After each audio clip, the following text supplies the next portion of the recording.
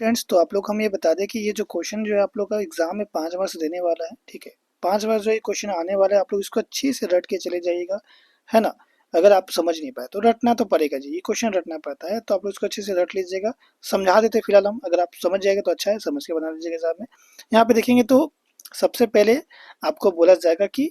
जो है ना मतलब सिंपल सा क्वेश्चन, अगर आप देखेंगे एग्जाम पे आप बुक निकालिएगा, वहाँ पे परिमेय देखिएगा 6.1, वहाँ से आपको ये क्वेश्चन मिल जाएगा।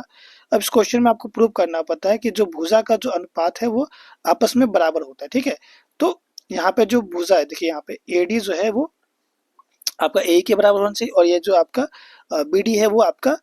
सी के बराबर होना चाहिए, आपको प्रूव करना होता है। ठीक है, तो यहाँ पे हम लिख दिए कि त्रिभुज एबीसी में, यहाँ पे हमारा जो क्वेश्चन दिया होता है वहाँ पे क्वेश्चन में भी बोला जाएगा कि जो है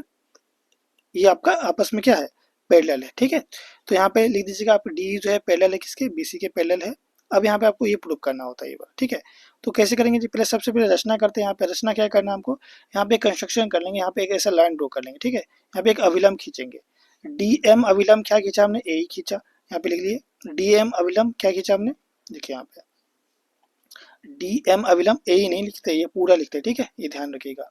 डीएम अभिलंब हमने क्या खींचा, एसी खींचा, तो यहाँ पे लिखिए डीएम अभिलंब एसी खींचा। इसके बाद आपको यहाँ पे लिखना है क्या,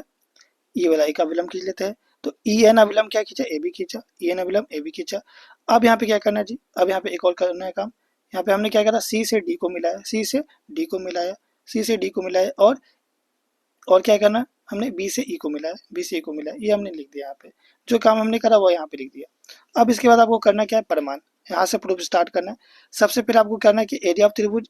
एडी, यानी कि दो को त्रिभुज आपको दिख रहा होगा, यहाँ पे देखिए एक त्रिभुज दिख रहा होगा आपका एडी, एडी एक ये त्रिभुज दिख रहा है आपको, एडीई दिख रहा है त्रिभुज, और एक त्रिभुज आपको कौन सा दिख रहा है यहाँ पे दिखेगा, एक बड़ा वाला त्रिभुज लिए, और एक त्रिभुज आपका बीडी, देखिए बीडी खोजिए, बीडी कहाँ पे मिल रहा है आपको, बीडी खोजिए, बी डी ई, ये वाला त्रिभुज, एक बड़ा वाला त्रिभुज और एक ही वाला त्रिभुज, दो को त्रिभुज हमको लेना है, एडी और बी डी हमने लिया। अब चूंकि हमको पता है कि एरिया ऑफ त्रिभुज एडी, मतलब किसी भी त्रिभुज का एरिया निकालना तो उसका होता है हाफ गुना आधार गुना ऊंचाई, तो यहाँ पे लिखेंगे हाफ गुना में, चूंकि इसका में भी हाफ लिखेंगे, दोनों में तो हाफ तो रहेगा, आधार गुना ऊंचाई अब लिखना आपको, तो इसमें आधार जो आपका क्या होगा, इधर इसमें आधार जो आपका एडी हो जाएगा, आधार क्या हो जाएगा आपका एडी, खोजिए आधार का, यहाँ पे देखिए ये त्रिभुज में जो आपका आधार क्या दिख रहा है आपको, है ना एडी, ये वाला, ये आपका आधार हो गया इस त्रिभुज का। और उसी प्रकार इस त्रिभुज का भी आधार क्या हो जाएगा आपको बताइए, तो क्या हो जाएगा, बीडी होगा कि नहीं, ये वाला, जब इस त्रिभुज का आधार एडी है तो इस त्रिभुज का आधार क्या होगा, बीडी होगा ना, होगा, तो आधार तो बीडी, इसका एडी होगा, नीचे वाला का बीडी लिख दिए। अब ऊंचाई, इसका ऊंचाई कितना होगा, देखिए इसका जो ऊंचाई होगा, इस त्रिभुज का ऊंचाई जो होगा आपका क्या होगा, देखिए ये त्रिभुज है आपका, इसमें जो आधार ये वाला है, तो ऊंचाई क्या हो जाएगा आपका, ये वाला एन ई हो जाएगा, क्या हो जाएगा, ऊंचाई एन ई। उसी प्रकार ये भी एक त्रिभुज है, तो इसमें भी जो आपका ऊंचाई, क्योंकि ये इसी के साथ है ना, तो इसमें भी जो ऊंचाई होगा आपका एन ही होगा, क्या होगा, एन ई ही होगा। इसको आप ध्यान में रखिएगा, ये वाला कट जाएगा, ये वाला कट जाएगा, इनकी एडी बाई बी डी आपको यहाँ पे एक इक्वेशन मिल जाएगा। अब इसके बाद सेकेंड आपको फिर वही प्रोसेस करना है कि एक ऊपर वाला त्रिभुज लेंगे एडी, और एक ले लेंगे इसका बगल वाला, कौन वाला बगल वाला जी, है ना, देखिए आप ये वाला,